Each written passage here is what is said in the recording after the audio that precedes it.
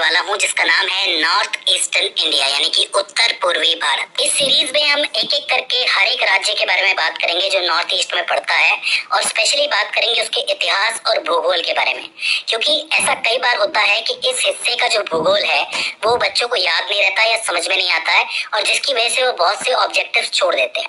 तो मेरी कोशिश ये रहेगी कि मैं आपको आसान से आसान भाषा में यहाँ के भूगोल को समझाऊं, ताकि आप एक भी ऑब्जेक्टिव छोड़ के ना आए। आपका काम यहाँ पे ये है कि आपको लगातार नोट्स बनाते हुए चलना है।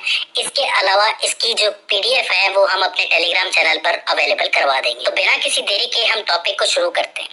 दोस्तों, भारत के उत्तर पूर्व के सभी राज्यों को नॉर्थ ईस्ट इंडिया के नाम से जाना जाता है। ये क्षेत्र अपनी विशेष सांस्कृतिक, भौगोलिक और जनजातीय विशेषताओं के लिए प्रसिद्ध है।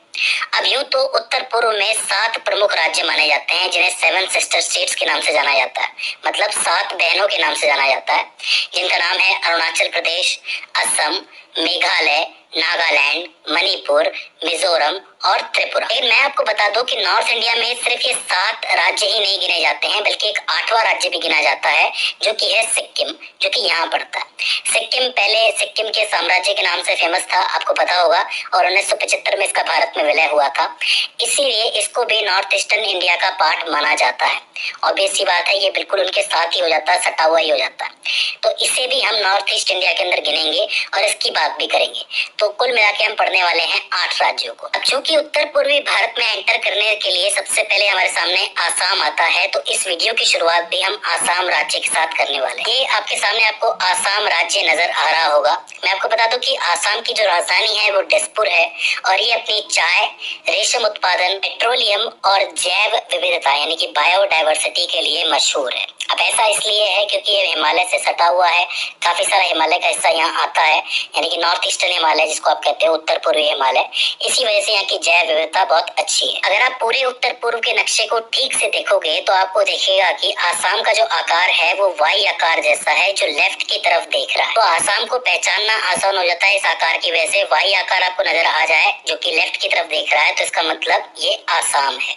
आसाम का कुल क्षेत्रफल तकरीबन 78,438 वर्ग किलोमीटर है। क्षेत्रफल की दृष्टि से देखने पर आसाम जो है वो उत्तर पूर्व का दूसरा सबसे बड़ा राज्य है। वही जनसंख्या के लिहाज से ये उत्तर पूर्व का सबसे बड़ा राज्य है, यानी कि यहाँ पे जनसंख्या सबसे ज्यादा है पूरे उत्तर पूर्व में देखा जाए तो ये तो इसकी स्थिति हो जाती है। अब बात करते हैं इसकी सीमाओं के बारे में। तो देखो, आसाम जो है वो उत्तर दिशा में भूटान से और अरुणाचल प्रदेश से, पूर्व में नागालैंड और मणिपुर से, दक्षिण में मेघालय, त्रिपुरा, मिजोरम में बांग्लादेश से, और पश्चिम में पश्चिम बंगाल से जुड़ता है, वो भी सिलीगुड़ी कॉरिडोर के जरिए। सिलीगुड़ी गलियारा भी कहा जाता है इसको भारत की चिकन नेक भी कहा जाता है। आप देख सकते हो कि भारत की जो मुख्य भूमि है और जो उत्तर पूर्वी भारत है उसके बीच में सिर्फ यही एक रास्ता है, और पतला सा रास्ता है, तकरीबन 22 किलोमीटर चौड़ा है। इसीलिए उस जगह को मुर्गे की गर्दन या फिर चिकन नेक कहा जाता है। इस चिकन नेक के एक तरफ नेपाल है, दूसरी तरफ बांग्लादेश है और तीसरी तरफ भूटान का साम्राज्य है। तो अंतरराष्ट्रीय सुरक्षा की दृष्टि से ये गलियारा काफी महत्वपूर्ण माना जाता है। अगर इस गलियारे को बंद कर दिया जाए तो भारत की जो मुख्य भूमि है उसका संपर्क नॉर्थ ईस्टर्न राज्यों से बिल्कुल ही टूट जाए। हालांकि वो बात अलग है कि यहाँ पे लोकसभा की सीटें उतनी है नहीं, इसलिए यहाँ पे सरकारें वैसे भी ध्यान नहीं देती। ये बात सत्य है कि यहाँ के लोग काफी चीजों में वंचित है और यहाँ विकास उतना ज्यादा नहीं। हालांकि उम्मीद है कि आने वाली सरकारें इन राज्यों पे और अच्छी तरह ध्यान दे और इन राज्यों में भी डेवलपमेंट ठीक तरीके से हो सके। अब यहाँ की भौगोलिक विशेषताएं देखने से पहले हम एक बार यहाँ का नक्शा देख लेते हैं। ये नक्शा कुछ इस तरीके से है। यहाँ पे आपको कई सारे जिले नजर आ रहे होंगे। इन जिलों की पहले जो संख्या थी वो 27 थी, लेकिन हाल ही में इनकी जो संख्या है कुल मिला के 35 कर दी गई है, यानी कि टोटल प्रशासनिक जिले कितने हो गए हैं? 35 हो गए। इसमें सबसे ज्यादा ध्यान देने वाली बात यह है कि यहाँ पे एक जिला है माजुली, जो कि एक नदी द्वीप है। यहाँ पे ब्रह्मपुत्र नदी बहती है, अभी इसके बारे में मैं आपको बताऊंगा। उस ब्रह्मपुत्र नदी की चौड़ाई इतनी ज्यादा है यहाँ पे कि उस चौड़ाई के बीच में ही एक नदी द्वीप बना हुआ है, जिसको हम माजुली द्वीप के नाम से जानते हैं। तो माजुली नदी द्वीप को 2016 में एक जिला बनाया गया था। इस बात का आपको ध्यान रखना, ठीक है। अब हम लोग बात कर लेते हैं असम की भौगोलिक विशेषताओं के बारे में। देखिए, सबसे पहले हम बात करते हैं नदियों के बारे में, और नदियों की बात हो रही है तो सबसे पहले हम ब्रह्मपुत्र नदी की ही बात करेंगे।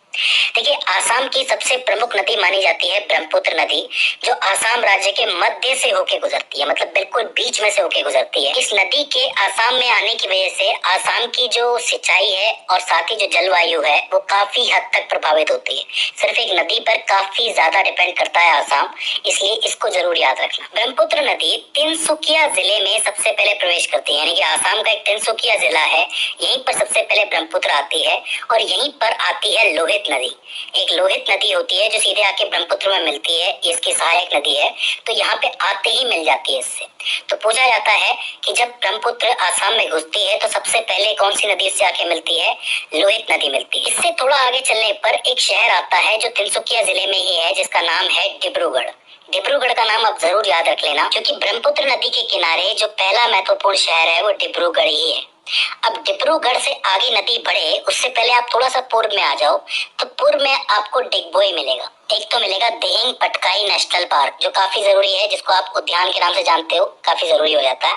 लेकिन एक है डिगबोई शहर। डिगबोई शहर इसीलिए इम्पोर्टेंट है क्योंकि 19वीं शताब्दी में यहाँ से तेल की खोज हुई थी, इसलिए डिगबोई को तेल नगरी के नाम से जाना जाता है, आसाम की तेल नगरी। मैंने कहा था ना कि ये अपने पुराने पेट्रोलियम के लिए बहुत मशहूर है आसाम, तो यहाँ जो पेट्रोलियम निकलता है वो डिगबोई से ही निकलता है।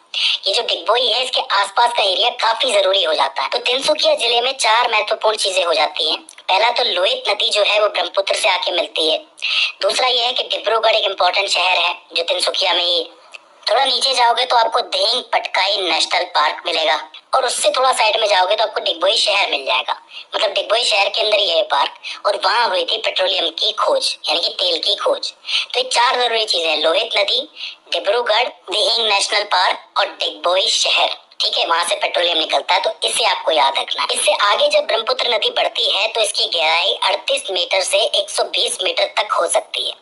ये तो इसकी गहराई की बात होती है, लेकिन इसकी जो चौड़ाई है वो 10 किलोमीटर तक हो सकती है, यानी कि बहुत चौड़ी हो जाती है नदी आगे जा। और इसी चौड़ाई में हमें मिलता है माजुली द्वीप। आपको यहाँ पे दिख रहा होगा माजुली द्वीप, जो दुनिया का सबसे बड़ा नदी द्वीप है, जिसको 2016 में जिला बनाया गया था। मैं आपको बता दूं कि माजुली द्वीप का कुल क्षेत्रफल तकरीबन 352 वर्ग किलोमीटर है, इसको याद रखना। माजुली द्वीप के थोड़ा आगे एक जगह आती है, इसका नाम है मिशामोरा। अब ऐसा हो सकता है कि मैं थोड़ा गलत प्रोनाउंस कर रहा हूँ इसको शायद मिशमरा के नाम से भी जाना जाता है वहाँ पे। तो मिशमरा में एक नदी आके मिलती है ब्रह्मपुत्र नदी से, जिसका नाम है सुबानसिरी नदी। काफी इंपॉर्टेंट नदी है, इसके बारे में पूछा भी गया है। सुबानसिरी नदी मिशमरा में आके ब्रह्मपुत्र नदी से मिलती है, तो इसे आपको याद रखना है। इसके बाद थोड़ा आगे चलने पर ब्रह्मपुत्र के लेफ्ट साइड में पड़ता है काजीरंगा राष्ट्रीय उद्यान। अब देखो, इसका नाम आपको जरूर याद रखना है, बहुत सारे सवाल पूछे जाते हैं। पूरे देश में प्रसिद्ध है, ये पूरे देश में नहीं पूरी दुनिया में प्रसिद्ध है। काजीरंगा नेशनल पार्क जो है वो गोलाघाट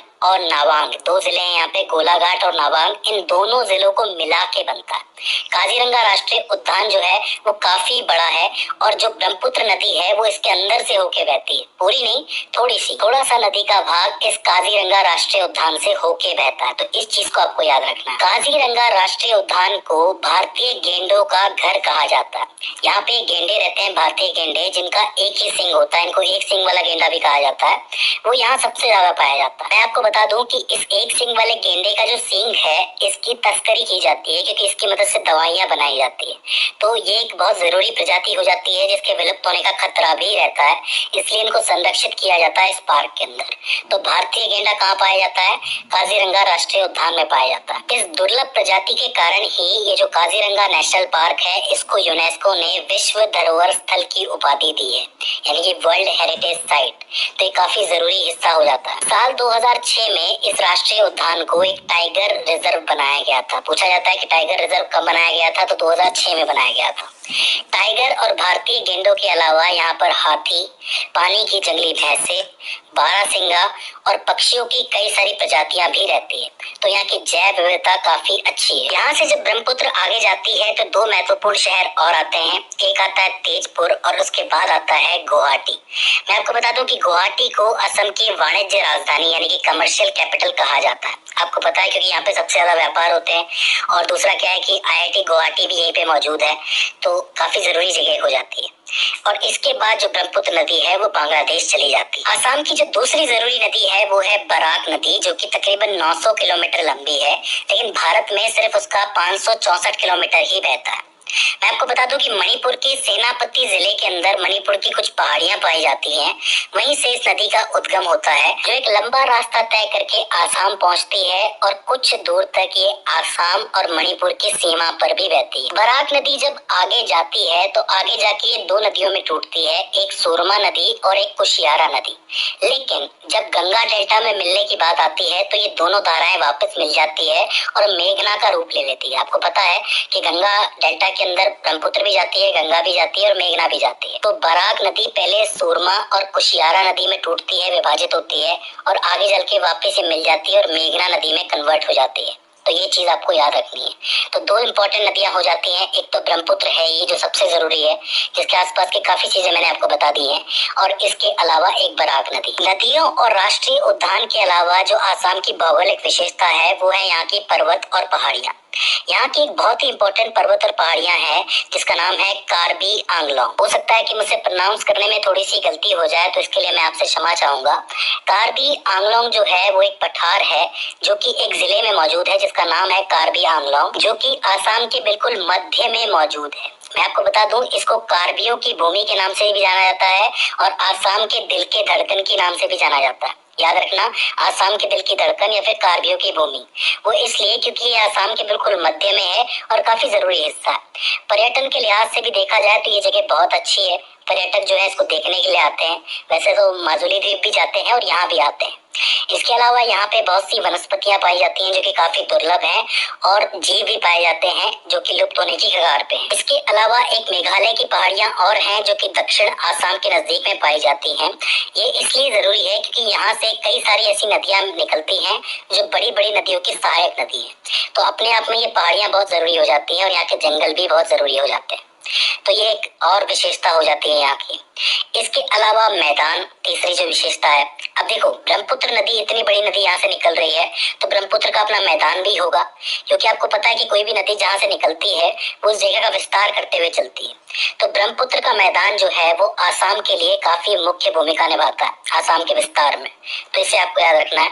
और दूसरा है बराक मैदान जो कि बराक नदी की वजह से बनता है। और आखिर में आते हैं राष्ट्रीय उद्यान। अब राष्ट्रीय उद्यान में मैं आपको काजीरंगा राष्ट्रीय उद्यान तो बता ही चुका हूँ, इसके अलावा एक उद्यान और है जो है मानस राष्ट्रीय उद्यान।